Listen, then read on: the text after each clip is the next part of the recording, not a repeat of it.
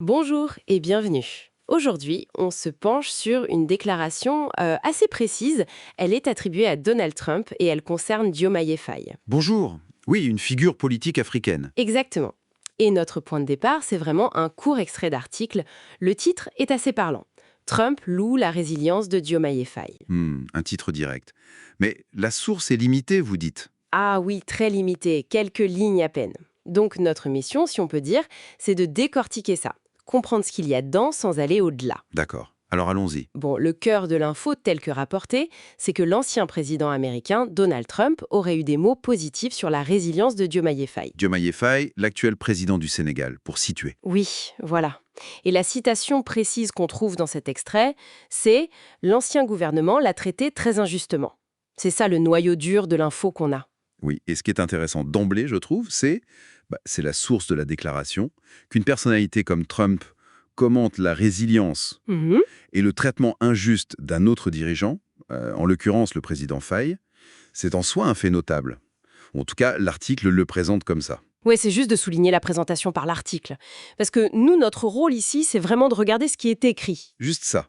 Sans interpréter plus loin, sans prendre parti, rien de tout ça, on rapporte le contenu de l'extrait. Exactement. On s'en tient aux faits rapportés.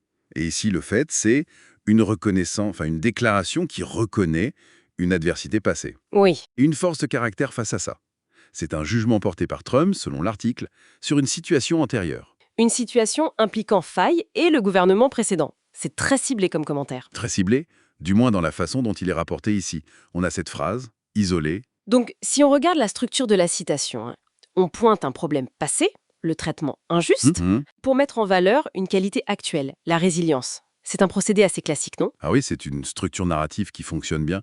Créer un contraste, l'épreuve d'hier, la force d'aujourd'hui. D'accord. Politiquement, souligner ça, ça peut avoir différents buts.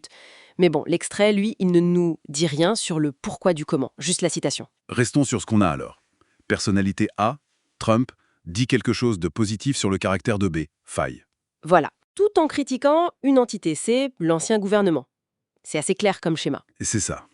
Et ce qui est pertinent, je crois, pour notre analyse, c'est que cette parole, cette phrase, elle a été jugée assez importante pour être reprise dans un article, même brièvement. Ah oui, L'article transforme ça en une information qui circule. c'est le rôle des médias, même sur un fragment si petit. Le fait de leur rapporter, ça lui donne un poids, une existence publique, quoi. Précisément. Et chaque déclaration de ce type qui est rapportée, même toute petite, ça devient une donnée dans le paysage. Elle existe. Elle peut être reprise, commentée. Tout à fait. Et l'attention se porte alors sur la déclaration elle-même, mais aussi sur le simple fait qu'elle ait été prononcée et rapportée. Bon, alors, si on résume ce qu'on peut tirer de cet extrait minuscule, on a la trace d'un commentaire attribué à Trump, rapporté par une source.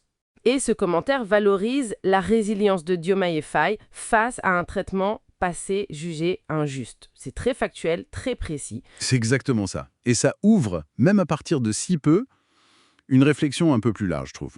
C'est-à-dire, Sur la circulation des récits politiques. Comment un simple commentaire, peut-être sorti de son contexte, prend sa propre vie une fois qu'il est publié.